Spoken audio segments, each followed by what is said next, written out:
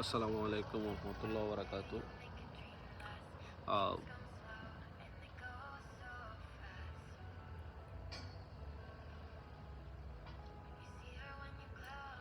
আমাদের লাইফে এমন এমন কিছু সময় আসে যে সময়গুলোতে আমরা অনেক কিছুই বলতে চাই, আসলে সেগুলো বলতে পারি না।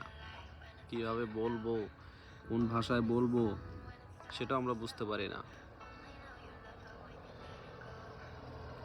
আসলে আমাদের লাইফে এমন এমন কিছু অপরচুনিটি আসে যেটা আমরা না চাইতেও,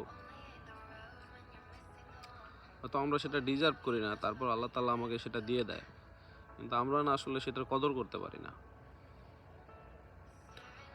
তো লাইফে এমন এমন সময় আসে যেটা সহ্য করার মতো না। ইচ্ছা হয় অনেক কান্না করি, কিন্তু কান্না আসে না। কারণ পুরুষ মানুষ তো কান্না করতে পারে না। সহজে তো তাদের চোখে পানি আসে না। তো ঐরকমটাই আজকে আমার একটু ফিল হইতেছিল। খারাপ লাগতেছিল। কেন জানি মনে হচ্ছিল যে তো আমার সাথে কোনো অন্যায় হচ্ছে। আমি কোনো দিক থেকে কিছু হারাইতেছি। মানে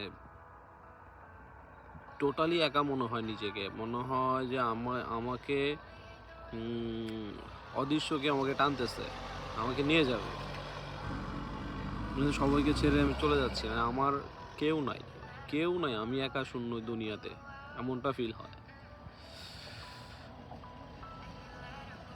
আসলে এটা যারা প্রবাসী আছেন বা ফ্যামিলি থেকে, প্রিয় মানুষ থেকে, বন্ধু-বান্ধব সবকিছু, নিজের দেশ সবকিছু ত্যাগ করে যারা দূরে আছেন, তারা এটা বুঝতে পারবেন যে এই কষ্টটা আসলে মানে তখন এই সময়টা কেমন লাগে। তো কিছু বলার নাই আসলে, মানে দুনিয়াটা পুরা পৃথিবীটাই না নিস্তব্ধ হয়ে গেছে, আমার কাছে এমন লাগতেছে। কিছু বলার নাই। জানি না আল্লাহ কিসের পরীক্ষা নিতেছে,